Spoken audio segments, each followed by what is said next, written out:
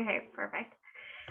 So my name's Taylor, and I'm a newer agent, and I decided to start this group, the No Agents Left Behind, just because, I was kind of feeling a little lost, and then when I would see comments or I would comment on other people's posts, the amount of people that were feeling lost, and then you see the statistics where it's like only 20% of people make it, as a real estate agent, just kind of worries you, and it's like I feel like we should be working together and kind of bringing us all to that point. So I decided to start the group and see if we could help other people while we learn as well. Awesome. So yeah, we've got a little one today. We do, yes. This is one of my kids. I think this is perfect. I'm so glad that you invited me, and the little ones here. Mine are in the background, so you're going to hear those little ones too. But I think, Taylor, I have to say thank you. When I first started in real estate, there was no group like this that was really supportive of moms and balancing and trying to make things happen. So tell everybody what our call is about today. So our call is about interviewing an amazing agent mom so that she can help walk us through how she did it and how she started and how we can do it as well, and do it with a child in our lap or 3 running after us, and I want other moms to feel like they can start whenever they want to start, rather than I have to wait until my kids get to a certain age, or I have to have them in daycare or something like that. Right. And that's not necessary. So a little bit about me for those that don't know. I got licensed May of 2017, coming up on 5 years license. When I first started, my husband was a 911 dispatcher who worked night shifts, 12-hour rotating shifts. And we had a 1-year-old, a 3-year-old, and a 5-year-old. It was very important for us that our children did not go to daycare. We lived in a completely new city where we didn't know anybody and where we had no childcare. And I ended up within 5 years of my career being at the top of our market. At this point, I do roughly 20 million in volume on my own. Our average price point here in the Charlotte, North Carolina market is about 375 now. When I started out, it was around 275. And I think it's important that people know you can make it as a mother and as a real estate agent. You don't have to do it part-time. You don't have to hire nannies. It is amazing what the flexibility of this job offers you. And I think today, Taylor is going to lead us on a journey on answering some questions you guys might have.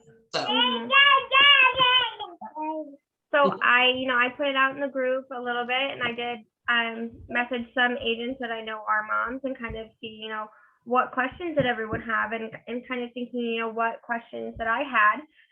So one of the main things that I kind of saw was, what do you do when that new client is saying, I want to view these houses, I need to view them now, they're going so fast, and you have 3 kids with you?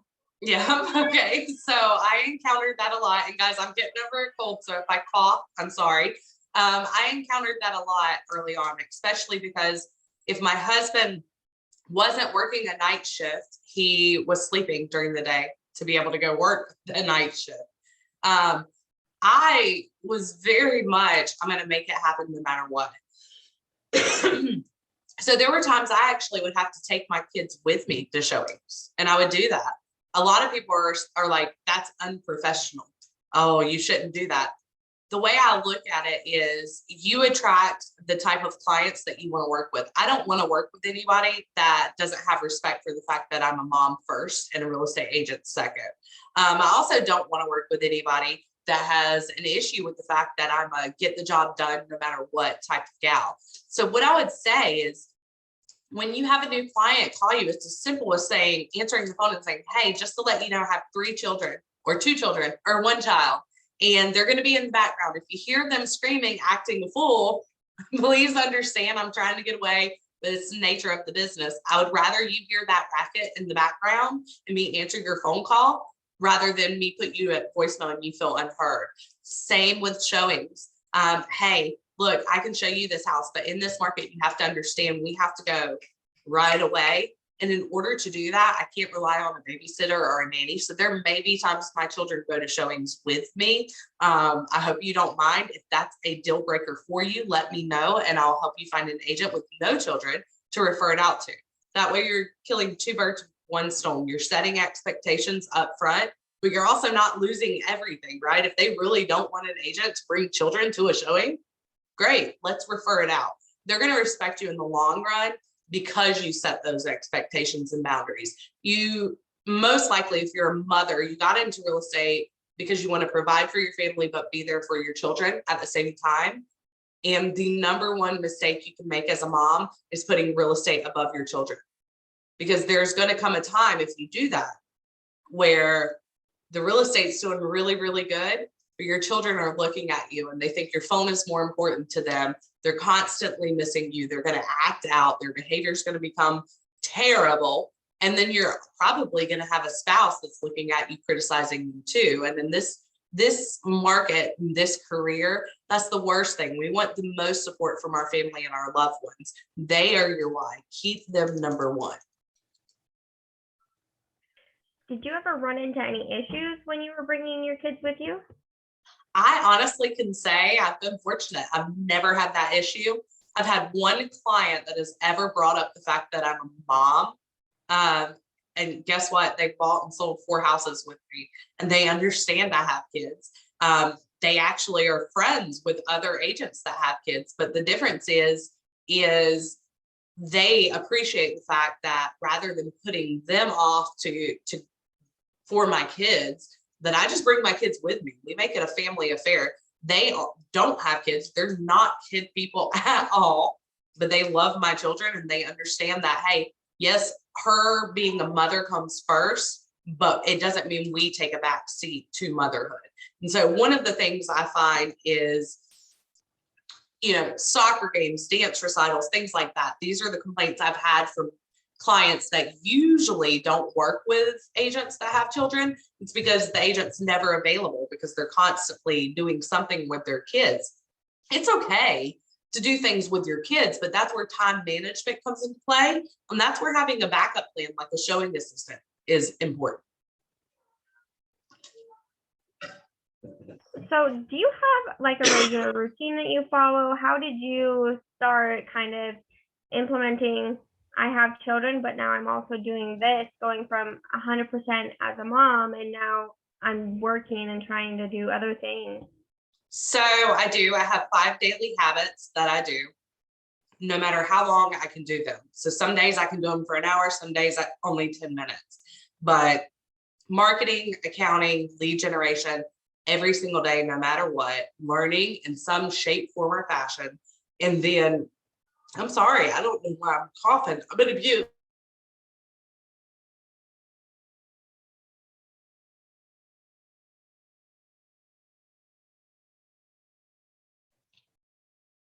About weekends, because my husband works 6 days a week. He's only free on Friday, on Sundays, and Saturdays are like my child's day off. And there's no day. I don't have any support system here. I don't have family that I can rely on, that I can drop my kid off to.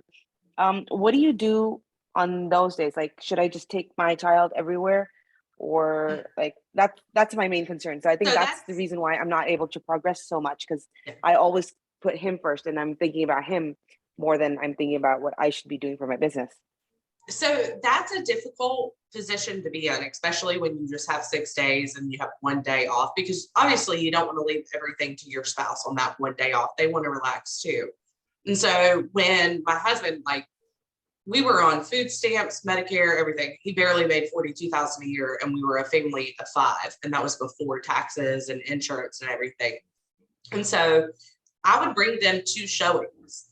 It did not matter. I would bring them with me. And if the client didn't like it, they didn't like it. Listing appointments are different because you need to focus. You can't have a child running around doing that. And so in those scenarios, I would try to do them when he was home. If there was no way for that, that was the only time I brought in a babysitter at all, the only time. And honestly, until you get to a point, it got to a point where I was buyer heavy in the beginning, which most agents are. It wasn't until I actually started to generate some income from buyers that I was able to pay for some of those childcare needs. And I would bring in someone, from the neighborhood or care.com with background checks and stuff like that. My first year in real estate, I think I maybe had to have 3 babysitters come in where there was just no way to avoid it. We had a babysitter come in. Mm-hmm. And that's one of the things that I was gonna, ask you about is being as I know we both are starting or did start kind of on a lower financial level and that kind of stuff. What are the things that you would say are the most important for it? So if you have a little tiny bit of money, where should you be putting that? So a lot of agents starting out, they're like, oh, I'm going to lead gen. I'm going to put it in Zillow or realtor.com or Facebook leads. The thing I tell agents most is don't spend what tiny little bit of money you have on lead generation services. Most of them are going to be, can you answer your phone instantaneously? Most of those particular leads that are coming in are long-term leads. They're not someone ready to go right now. You would be better off leaving those funds in a rainy day fund for marketing, for photos, a headshot, an intro video for yourself, and then working on your brand awareness in your local area. So I started out, most of my business came from my actual neighborhood. So if you have a Facebook page for a neighborhood that you live in, being on that and letting them know who you are and giving market stats and things of that nature will start you out really, really well for free. Mm-hmm. And then I also wanted to ask you about if you could go back as a new agent, what are some things that you would stay away from or you would change or that kind of stuff? That's a hard question because there's a lot. As a new agent, you make mistakes. I think the number one thing I would change is when I did make a mistake, getting so down on myself that I spent weeks letting that negative energy affect me. You're going to make mistakes and things aren't going to go the right way. Cry for 5 minutes, get it out of your system and move on, because the time you're taking dwelling on a mistake or something negative that happened is positive energy you're taking away from other areas of your life, whether it's business, whether it's motherhood, whether it's being with your spouse, whatever the case may be. Number 2 is really vetting the people that are helping you in your life. So as a new agent, I had a lot of people, I'm going to help you succeed and come with me. After my first year, I found, wait, time out. Were you really helping me or was I helping you and I just didn't know it? A lot of people will try to use you, your hard work, your drive, your hustle as a new agent so that they don't have to work as hard. And you don't want that. You don't want to be working your butt off to make someone else comfortable. I had a business partner that after 7 months in real estate, I was ecstatic. I was like, this woman's been in real estate forever. I'm so excited. She wants to partner with me. This is going to be great. The first Christmas after, so it was my second Christmas while I was licensed as a real estate agent, I had probably done 20 deals, but that business partner had done 3. But I was the one trying to figure out how I was going to pay my bills and put Christmas under the tree for my kids. There are people out there that will use you, so be very careful of that. And then I think number 3 is not tracking results. My first year in real estate, I had no idea where any of my deals came from. And if I got a little bit of extra money, I'd throw it at marketing or I'd throw it at postcards. And none of it really made money for me. It wasn't until my second, going into my 3rd year, that I really started to track where the business I was getting was coming from, and then focusing my energy on the top 3 areas. You cannot do everything all at one time. And so the only way you can decide where your time and your money is best spent in business is by tracking and then evaluating quarterly. So at the end of a quarter, if I look and I say, wow, my TikTok videos got me a lot of deals, or hey, I am killing it right now with YouTube, I'm going to put a little bit more of my time into that. I'm going to invest a little bit more money in it. You've got to evaluate. Corporations have departments that do this for them. You have to realize that you are a business owner, and starting out, you have the job of 8 departments that a corporation has. You're the department head for all of those departments. Mm-hmm. That's such a good way to put it. Like, I've never thought of it that way, but that is such a good way to put it. And then I also wanted to know, like, what do you feel like were some key ways that you grew your business and you built your business to go from nothing to what you're doing now? What would you say were some key things that helped you do that? My big mouth, number one. I started in a very small town that had a lot of agents that had name recognition for a very long time. And at first I was, I don't want to step on their toes, no, be unapologetically you, put yourself out there. The number one thing I did is I was all over social media in our local area, from Facebook to Instagram to Nextdoor, all of it. And I was spewing real estate every single place I could. Every single day I was putting something out there. I wouldn't just put it on my page and my business page. I'd share it to groups. And I started interacting with people on these groups so that they started to know my name. And it wasn't until a year and a half in that I realized how much of a difference it made. I went to Hardee's drive-thru in my local town, and I pulled up to the drive-thru and they said, "You're the girl from Facebook." And I said, "Huh?" And they're like, "You're a real estate agent, aren't you?" And I was like, "Yeah." And they're like, "I see you all the time." That to me told me what I was doing was working. People were recognizing me that I had no idea who they are, but because I was consistent, that helped. That was the number one thing. I am not a play date mom. If you are a play date mom, go to all the play dates. But remember, don't be a secret agent. Wear your name tag, have your business cards ready, talk real estate with those people. Because one of my first double deals came from a park across the street from my neighborhood. But get out there and make sure people know who you are, and make sure that people associate you with real estate. Mm-hmm. So for those moms that are into play dates and they are, taking their kids to soccer or this kind of stuff, I know they're not supposed to like shove it in people's faces. They're kind of like, gotta slowly like bring it in, I guess, how do you tell the difference between I'm being salesy and I'm being annoying versus I'm, giving some knowledge here and there and I'm being friendly with people? Right. So I try really hard not to vomit real estate all over everybody. I promise. I really do.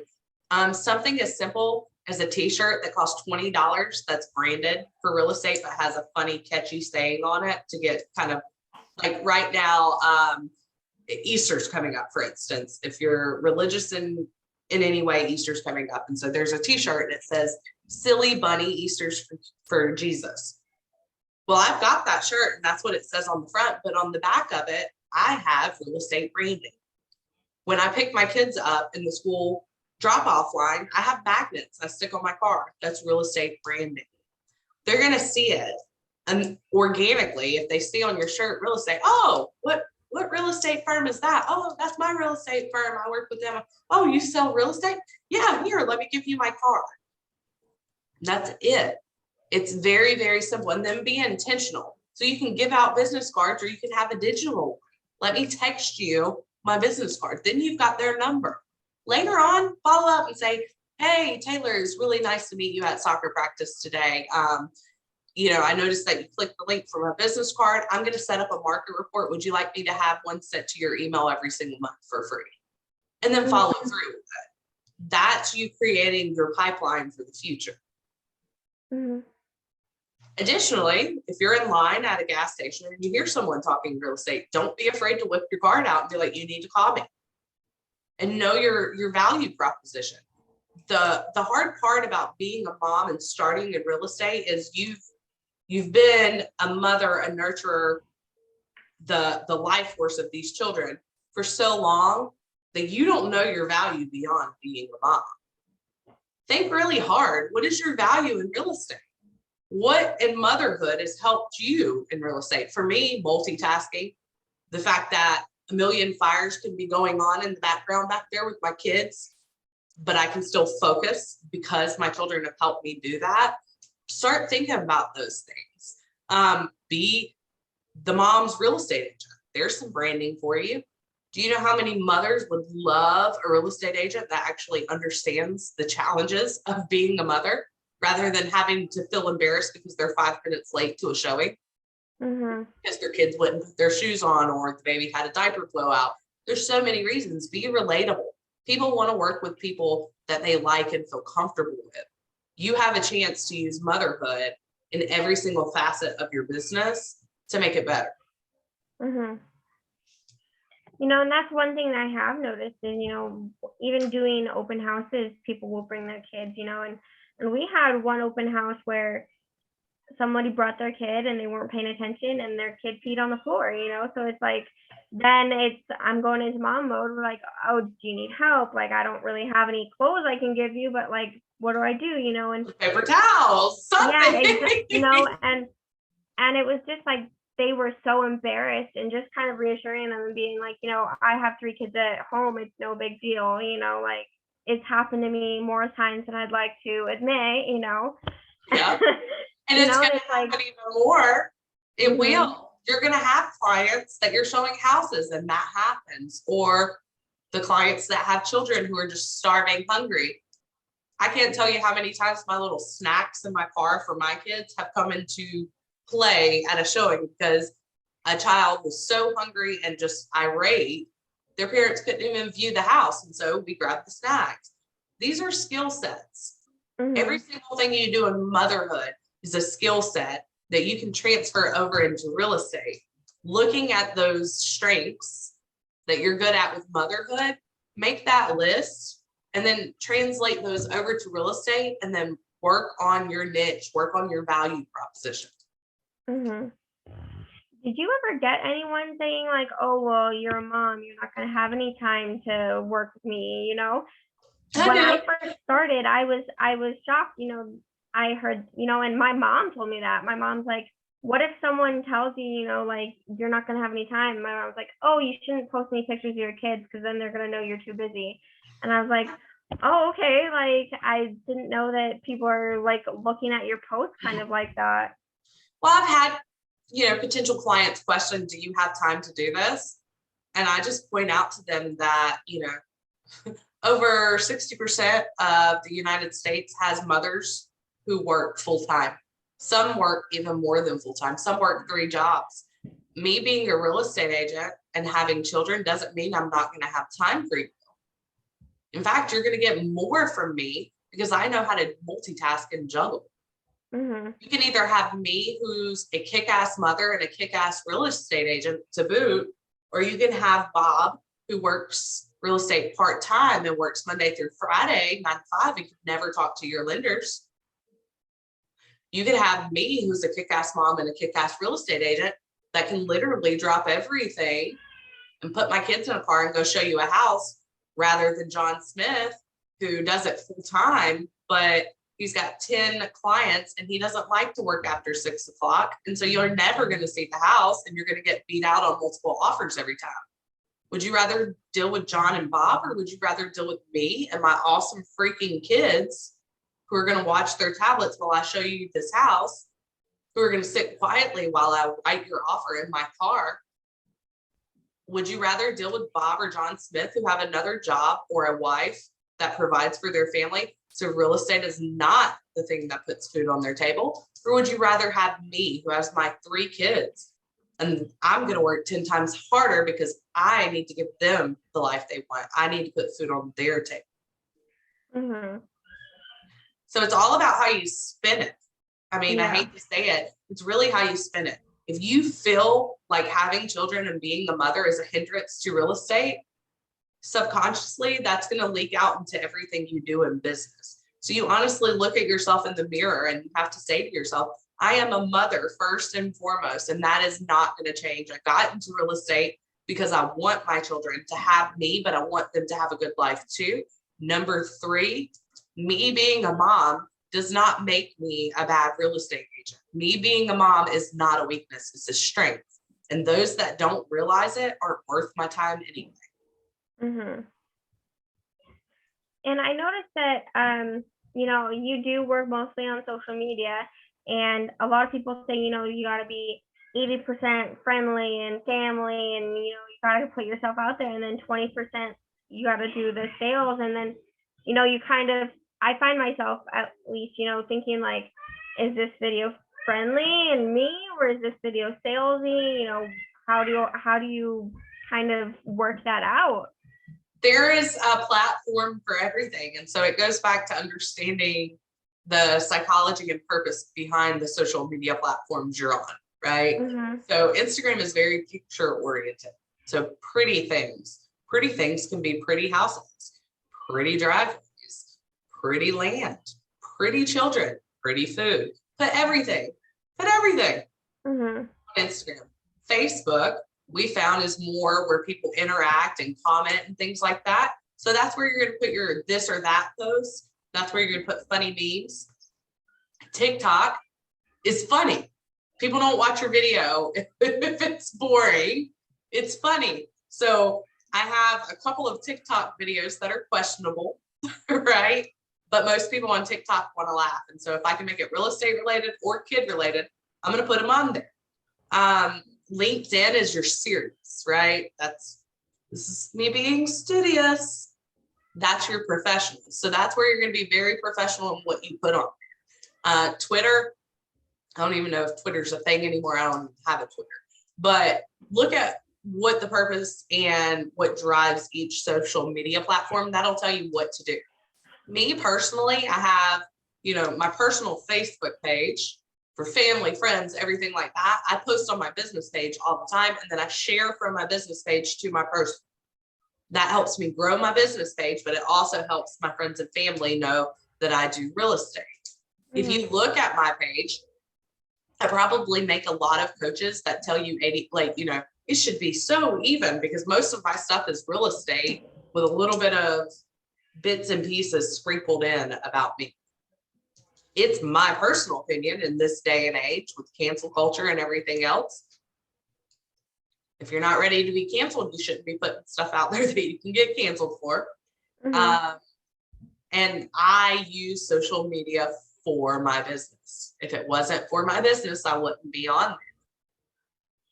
So why am I going to drive myself to be fake and put tons of stuff about me and my family on there when I don't really want that out there? I don't want the whole world to see that. Mm-hmm. It's what you as a person feel comfortable with. Consistency is key. And so if you notice, hey, I've posted 5 posts and they're all personal, fun, family posts. Okay, well, you need to do at least 3 real estate posts over the next couple of days to even it out. Mm-hmm. And then you said that you post stuff on your business page and then share it to your family page. Mm-hmm. I've heard people say that if you do that too often, like your family's going to get irritated with you. They're not going to want to follow you on Facebook anymore, and that kind of. They're not your family anyway. They're not going to support you and use you anyway if that's going to irritate them. So screw them. It's your page. Mm-hmm. You control you can't control them. But if something as silly as supporting your business, you're sharing your business page to your personal page, is going to make them unfollow you or do this and that, they weren't your family and friends to begin with, in my opinion. Mm-hmm. Not anyone that was going to help your family. And the way I look at it, if you claim to be my family or friend and you unfollow me because I post too much real estate stuff on Facebook, instead of giving me a call and connecting with me, who's really the friend and who's really not? Stop worrying about what everybody else is going to do. Have a plan, Find your comfort zone, something that's good for you that doesn't seem like a chore, that you can do consistently. You're going to lose some friends in real estate. You are. Yeah. Do those friends pay your bills? Do those friends put your kids through college? If they do, their opinion, or if they don't, their opinion doesn't matter. If something that small is going to make a friend or family member delete you on Facebook, I say, bye, Felicia. Good riddance. Don't want them anyway. And then going back to how we were talking about, so many people reach out to you and so many people are like, oh, you should join me and this kind of stuff. I've noticed that even since I started that I've gotten like hundreds of realtors sending me friend requests or social media managers, or you get the, oh, I'll give you leads. And how do you filter through all of those requests and messages and all of that stuff? The way I look at it is real estate by nature is a relational business. Anybody that sends me I call it a cold message. It's like a cold call. I didn't ask you to call me, didn't want you to call me. Don't know you from Adam. If you cold message me and it's just about your business, I ignore you. There's no reason for me to do that because guess what? It's a numbers game for you. Now, if I put a post out there, hey, looking for lead gen for Google, and I get messages, that's different. I'm going to respond to them because I asked. I mean, it's Facebook is like the car warranty company that keeps calling you. You'll get people that will message you. I can do your social media marketing. Well, look at their social media. How many followers do they have? I've had that happen and their followers are literally 10. And I've asked them, why am I going to hire you to manage my social media and grow my following when I have literally 100 times more followers than you? Lead gen. Okay, great.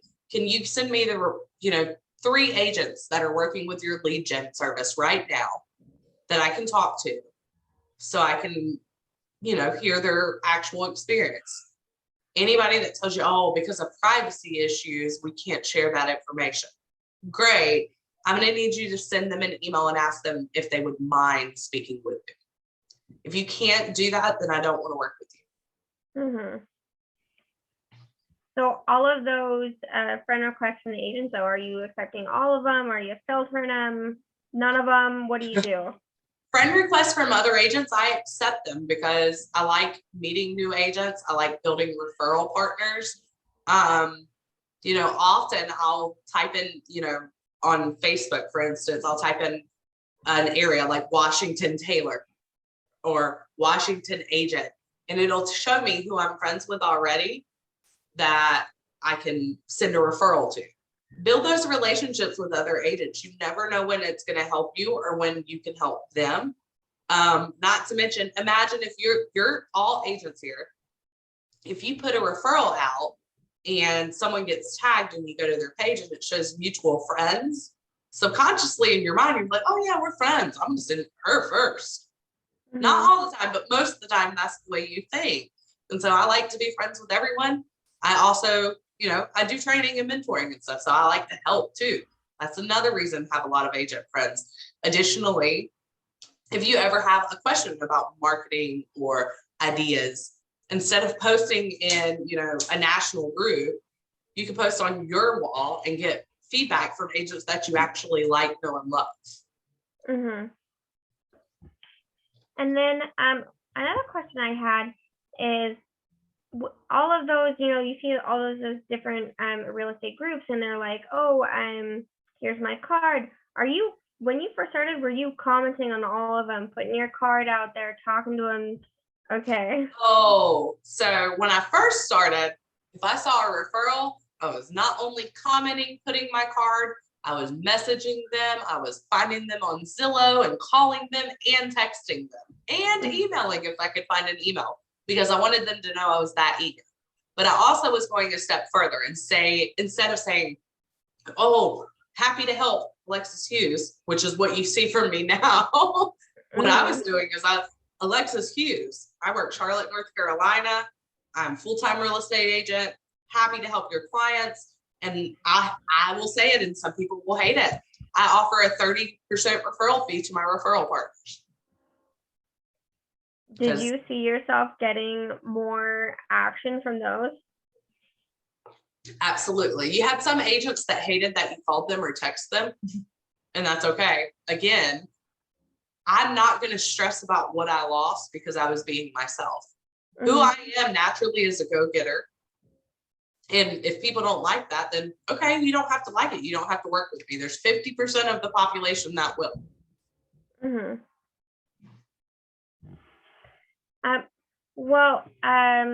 Sarah, Nicole, do you guys have anything that you wanted to ask while you're here? I want to make sure we cover everything. Yeah, I wanted to, well, you were talking about the 5 daily habits that you do every day, and I think we kind of got cut off on that. Could you repeat those, please? Those daily habits, and what I'll do is I'll put this video out because I have an actual video training on it. I'll put it out on the group, but it's just 5 daily habits, and whether you do it 10 minutes, 30 minutes, an hour, it's stuff you always have to do, and it goes back to that principle of you being a whole corporation, and you're your department head for each department. So you need to learn every single day, even if it's 5 minutes of an audiobook or listening to a YouTube video about your business. Learn every day. Lead generation. You need to be generating leads every single day. It doesn't matter how you do it. There's multiple ways to do it, but lead gen every single day. Then you need to do follow-up every single day. Follow-up is the leads you already have, going back to them, seeing what you can do to get them talking to you. If they're not, looking for properties for them, all of that. Then you have accounting. Every single day you need to look at your accounting. For instance, if you have 4 listings that you know are coming up that you've already signed, but you have nothing under contract, that day you know you need to focus on generating more leads. But let's reverse it. If you have no listings coming up, barely anything pending, you don't need to generate more leads necessarily. You need to spend more time focusing on the leads you have and following up and giving them top-notch service to convert them. So that's the next one, accounting. That shows you. You also need to be looking at what you're spending, what you've got coming in. I like to look at it at this. When I was first starting out, if I ever had less than 3 months of bills in my bank account, I was hustling my butt off. The next thing that I think everyone should do, 5 daily habits every single day, no matter what, is you need to do some self-reflection, some self-meditation, some self-care. Otherwise you burn out. There's this really cool technique that, one of my mentors introduced me to, and it's called Wim Hof breathing. And I swear to you, the first 2 weeks I did it, I felt insane and crazy, and it didn't feel like it was doing anything. But I finally started to see differences in how I reacted and things of that nature. So what is the one thing that you're going to do each day for self-care and self-preservation and to re-energize you? Think of yourself like a bank account. You can't withdraw from a bank account without depositing too. What are you depositing for yourself? Even if it's just 5 or 10 minutes a day. And that's really the 5 daily habits. And if you do that, it builds your day for you. And I'll put that video in the group as long as Taylor's okay with that. Yeah, of course. And you had me start the Wim Hof breathing, and you definitely feel kind of like, okay, well, what am I doing? And then once I kind of got into it and you just kind of like let yourself go a little bit. Yep. I definitely noticed that I feel more comfortable being calmer and just going one thing at a time versus my mind being like, I've got all these things that I need to do. How do you pull them in and kind of line them up? And I've noticed that just that breathing definitely helped me kind of space them out a lot. And because I know that before that, I do also do like meditation and that kind of stuff. And I've noticed that does help me a lot. And I know that's not for everyone. My husband thinks it's weird. He hates it. I couldn't even, my mentor, Taylor, I told you this, but my mentor told me to do it. Like that was one of the conditions. If we continue on with this mentoring, you're going to do this. And I swear, like the first 2 weeks I'm sitting there and I'm doing the breathing and I'm like, this is the stupidest damn thing I've ever done in my life. But I respect my mentor and I'm like, okay, I committed to this. I'm going to do it. And they, you know what they say, it takes a little bit before a habit or, an action becomes an actual habit. So I pushed through and it helps. It's been almost 6 months now and I'm still doing it. So. Yeah, I think it's super interesting. I'm definitely, a little bit of a believer in meditation and that kind of stuff. And I grind my teeth the heck out at night. And so I have a meditation that I listen to for that. And I listen to it and then I'm good for a couple weeks. And then I notice I'm doing it again and I have to listen to it again.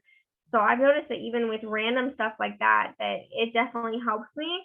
And so as soon as you were like Wim Hof breathing, I was like, oh, I'm on it, because I love that stuff, and I also think it's super interesting learning about how, like, I see people posting like, oh, what is everyone's zodiac signs or that kind of stuff, and Yep. and I love that. I think it's super interesting. Well, and I think the last piece of advice I really like, I know it's not a question, but I really want everybody to really understand is pay attention to who you surround yourself with. It's very cliche. And they say the top 5 people you surround yourself with or who you're going to, they say that, but I mean it from an energy space. I am guilty early on in my career of surrounding myself with other real estate moms. And the big thing was to be negative, bitch, moan, complain, and drink a bunch of wine and go to networking events. Events. They weren't. And that negative energy and that no drive whatsoever brought me down a lot further. I would be so much more further in my career had I not made those mistakes early on. So find yourself a group of real estate agents, moms, and they don't even have to be moms. They could just be boss real estate agents that support motherhood. You want them to support motherhood. The thing I hate the most is the, power agent, boss mom with her red bottom shoes and just decked out to the nines all the time, preaching to newer agents to leave their kids with nannies. Bite the bullet. You can't do it unless you leave them with nannies. How do you ever know? And I'm just going to say it. No, bitch, you didn't start out that way. You did not. And if you did, that's not the type of agent I want to be anyway. I don't want nannies raising my kids. If you're that person and you want nannies raising your kids, that's fine. I don't think anything's wrong with that. But do not go and tell other agents that are moms that's the only way to succeed, because it's not. I'm from the South, okay? North Carolina. I was born in Texas. And a big saying is there's more than one way to skin a cat. Anyone that tells you that's the only way to be successful in real estate is lying. So I did notice that as soon as I put out, that I'm a mom, I got men sending me comments saying, oh, like, that's not going to work out. Or like other women sending me comments that are like, oh, like that, you're not going to be able to do that. And then you would see so many angry moms replying, like, you don't even know, you don't have kids, and you're kind of just watching this battle and you're like, oh, okay, like, I didn't know it was that. All I'm going to say is I've had people like because I don't get angry, but I will respond to those posts and I will say that's not true. I'm a living example of that. When I got into real estate, my husband was working. I was a stay-at-home mom. A year and a half in, I was able to retire him. What does that tell you? It absolutely can be done. And men, unless you started real estate as a stay-at-home dad, then I don't think they have any skin in the game in this conversation. I respect men 100%. I'm not like super big feminist. My husband, we won't even get into the personal aspects of it, but you cannot comment on something that you don't have experience with. And maybe people told them they couldn't do it. I guess I'm just weird in the fact that if you tell me I can't do something, I'm going to try 20 times harder and prove you wrong. It's the Aries, I guess. But I'm living proof. Stay at home mom, 3 kids in an area we didn't know anybody, did not get a nanny, barely used babysitters 3 times my very first year in real estate. Husband worked night shifts, slept during the days.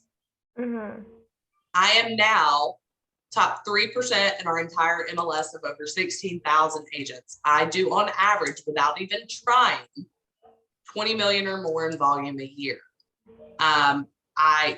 With my firm, I'm consistently ranked as top 1% producer. I have an agent or a team of agents of 67 agents all over the United States. And I mean, next time they say that, just tag me in the post and I'll get it, I guess. And,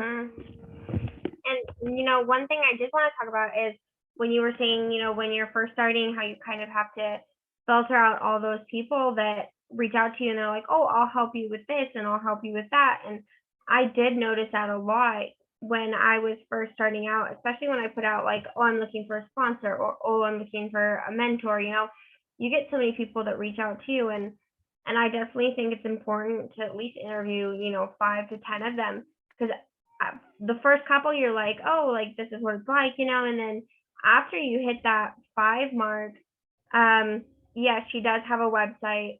We will put that on the group as well.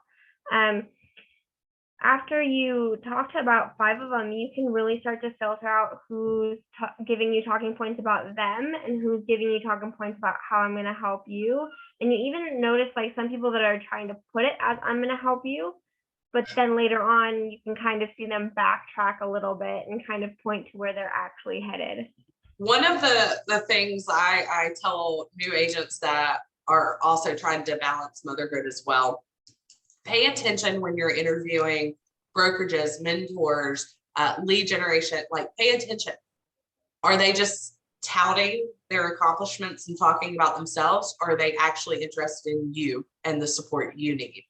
As a mom, when I started out, I couldn't go to anything.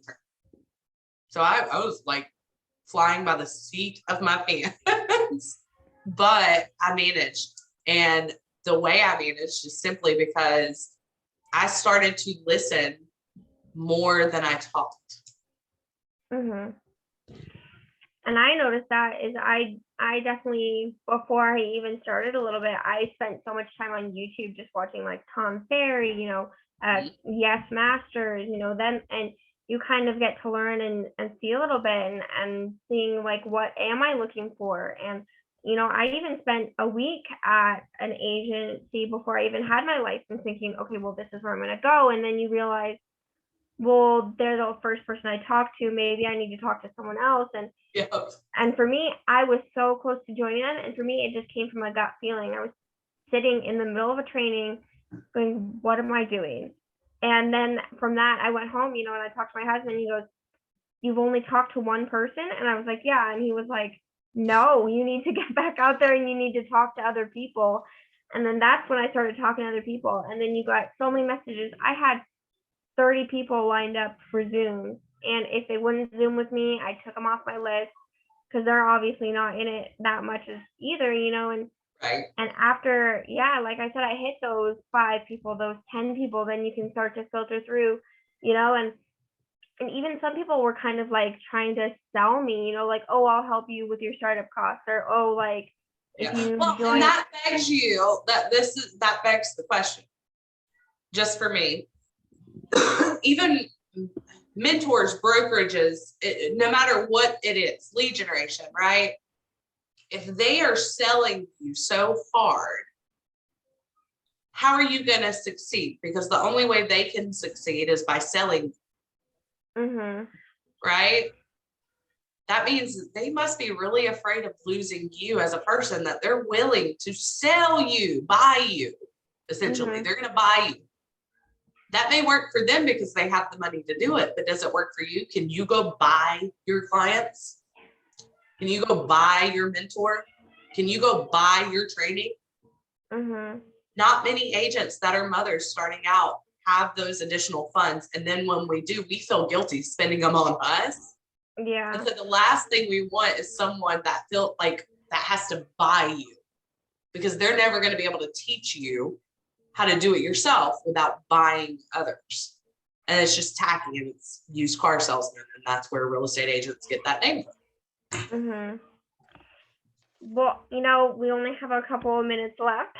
So I wanted to, thank you for doing this, and thank you for being my first interview, and Or being the best sponsor ever, well, and I think next week, what do we have next week? You've got someone really awesome coming up that I want to join in on next week. So next week we have, I think that's Kim, right, with TikTok. Mm-hmm. Yeah. Mm-hmm. Which I'm super excited for that, because I'm on TikTok. I have no idea what I'm doing with it, so I'm excited to learn. It's like a beast with real estate and TikToks, and a lot of her lead generation comes from that. So I'm excited too. I'm there for that one. Nicole, Sarah, if you've ever wondered about lead generation using TikTok for real estate, we've got Kim. She's also a mother. She's going to be on giving us all the secrets. Find her on TikTok. She's like hilarious. Her name is Kim Sells Concrete. Yeah. So perfect. I hear everyone talking about TikTok. Like, you hear like, what's that guy that was a new agent that just did TikTok videos, and he did like 100,000 in his first year, and Cochran? Yeah, and there's like so much you can do awesome. on TikTok if you know how to do it, and my videos are, I feel like they're so random, and I look at them and I'm like, yeah, I'm like, I know. So I'm really looking forward to that, and I appreciate you helping me, set up the next couple of interviews, and I really appreciate that. And then I can't wait to, once we've got a couple out there, post in the group, what does everyone want to know? And then we can go specifically find people that can help us learn those things. I'm very fortunate, and Taylor is too, that the brokerage we're with, I mean, there's literally someone that will jump on and teach on literally any niche. And it's not just people that are teaching theory, they're out there doing it. And so, yes, and invite your friends to the group on Facebook, No Agent Left Behind. Taylor is amazing idea and has so much coming for you guys, and I can't wait to just see it grow. And they can be new agents. They don't even have to be new agents. I know I have some agents on there that have got 10 years plus that say, I'm just learning the new stuff, because not everyone is on TikTok. Not everyone knows how to do certain stuff, and my husband's like, Alexis, you're 33. You're not supposed to be on TikTok. And I was like, tell that to the 70-year-old grandma that's kicking my butt in views. And that's one thing that I find is so interesting, is that there's so many different ways to do it. My mentor is not on social media at all.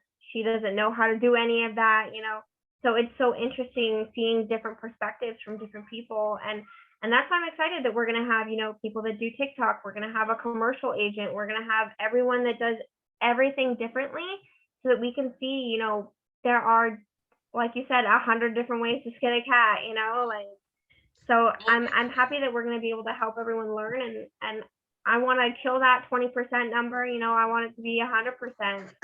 Awesome. Well, guys, I do have to get off because I have another appointment, but I'm just going to leave this out there.